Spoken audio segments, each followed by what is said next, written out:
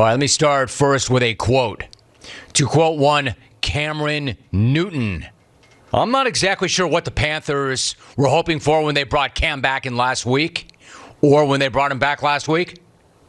But things started off pretty damn well. A 34-10 win at Arizona. 34. And a couple of TDs on his first two touches. Like, how many of you saw that coming? Wait, don't answer. Shut up, Rit. Rit's got his hand up. Come on, Rit. How many of you saw that coming? Don't answer, especially you, Rit. I'll answer it for you. None of you. None of you saw that coming. A team that looked like it was circling the drain now has some life and is somehow, some way right back in the playoff hunt. P.J. Walker started the game. He then had Carolina down to the 2-yard line. Then he turned it over to Cam, and Cam did what he used to always do when he was there the first time around. Look at this dude. Man, did Rit ever need that. Man, did Carolina ever need that. In the worst way. And not just the productivity, right? Not just the tutties, but the energy, the juice that he gave them. We're talking about a team that had lost 5 of 6. They had just been humiliated by the Patriots, who, by the way, look pretty freaking dangerous right about now. More on them shortly.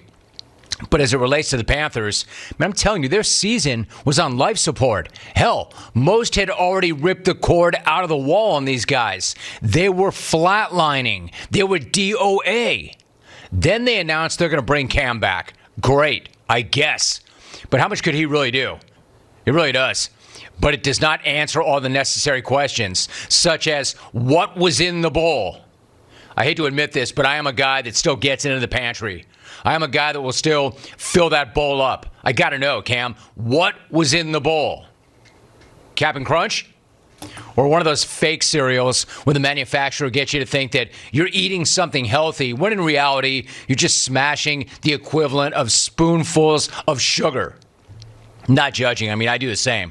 I just want to know what that guy had in the bowl. Not because I'm thinking that I can start pumping that fuel into me and have similar results, but because I really want to know what cereal that dude was eating. That aside. I mean, like my guy Chris Beard, Lucky Charms, man. We know this. We know this, right? You know that famous story about Chris Beard and Lucky Charms. And my man randomly will shoot me a text, pregame meal of him. He still eats the Charms. So I just need to know, Cam, like, what's in the bowl? That aside, this dude shows up, and 2 plays in, it was like he had never even left. Pretty wild. One moment, dude is pounding bowls of cereal. The next, he's helping keep that team's season alive. I mean, life comes at you pretty quickly, right? Am I right? You know who else knows that? You know who else knows that, but unlike Cam, in the worst way possible? Jets quarterback, Mike White. Yes, I'm talking about the Jets. Yes, I'm talking about them early in the program. Because wasn't it like 5 minutes ago that he was shredding the Bengals for 400 yards and being anointed the next big thing by Jets fans?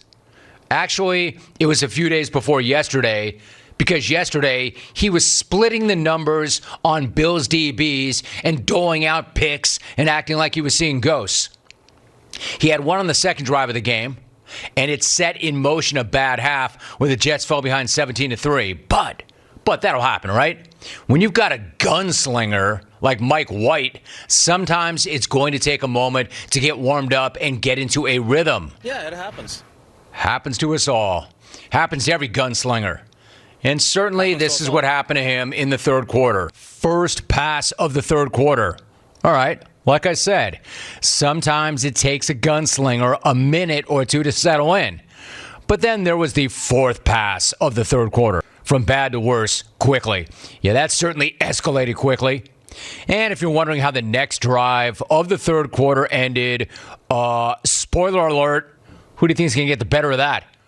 Poyer or White? Bills or Jets? Man, what a wild ride that was, right? Even for the Jets. Mike White went from being king and savior to getting booed off the field. He didn't even rule that throne long enough to get a trash nickname like Danny Dimes. And now it's time for the Jets to turn to the real king of New York. The legitimate king. The real savior. You know what I'm talking about. You know exactly who I'm talking about. I'm talking about Joe Flacco. Joe Flacco has been waiting too long for this opportunity. Sincerely, Joe Flacco. Hey! Joe Flacco cannot fathom the disrespect of Joe Flacco. Joe Flacco entered the game yesterday, and what did he do? All he did was go 3 for 3 and finish with a passer rating of 158.3. In other words, I'm back. My dude, I can help you with that. Even me, even I can help you with that. You know what it is? Those things you mentioned? It's not one thing. It's all those things. Everything is going wrong. It is scheme. It's mistakes. It's players. It's coaches. It's a lack of discipline. It's a lack of execution. It's a lack of preparation. It's everything. There's your answer. You don't know what it is? You don't know if it's any one thing? It's not any one thing. It's all the things. Hey, but don't worry. Joe Flacco has got it under control. Hey! Just ask Joe Flacco. He is the right guy at the right time. He's always the right guy at the right time in any room he walks into. He's freaking Joe Flacco. You want to talk about another guy who is the right guy at the right time? Jungle favorite Darius Slay. You know I love this dude. And he made what may have been the most electric play of the weekend when he wrecked the Broncos single-handedly yesterday. What a player. What a human being. If there was horse crap, I'd eat it right here in the studio for that guy. Man, I love Darius Slay. He's at the 30, he's at the 40, he's at the 50, he's at the 60, he's at the 70, he's at the 80. It was unreal. He recovers the fumble. He then fumbles it himself, then picks it up, changes directions, and then he was gone. Big play, Slay if you need him. This guy was tremendous. I'm not saying that yesterday was a weird day in the league. I mean, a little bit, and not the best day in the league. But I will say that Seattle's Carlos Dunlap was flagged for throwing a shoe.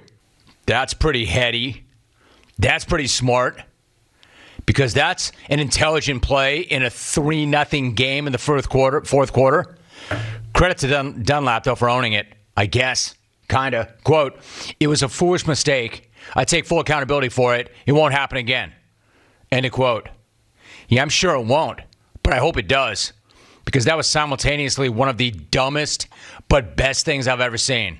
Best dumb thing ever. Sort of like I tweeted that the Lions and Steelers was the best, worst game ever. Because that's exactly what that was. And you know I'll get there a little bit later on.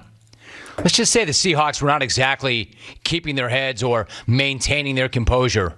Not if they're picking up an opponent's shoe and trying to throw it out of the stadium altogether. A shoe? Again, we're not talking about a fumble. We're not talking about encroachment. We're not talking about jumping off sides. We're not talking about a bad penalty. We're talking about shoe throwing. What are we talking about here? A shoe? Not the game I'd die for, but a shoe? How silly is that? You want to know how silly that was? Right up there with DK Metcalf getting ejected from the game and then trying to come back into the game. Like, dude, what do you not understand about ejection? Thrown out of the game. Dude should have gone Johnny Manziel or Bobby Valentine with it and try to get back on the field in disguise. Look, I'm not going to say that the Seahawks are melting down and embarrassing themselves, but I don't have to. When you've got guys throwing shoes and getting ejected and still trying to play, that pretty much says it for me. And speaking of teams, there are no showing in the big moments. Exactly what was everybody expecting from the Raiders last night? How much more could you expect, really? How was anyone disappointed by what they saw from the Silver and Black last night?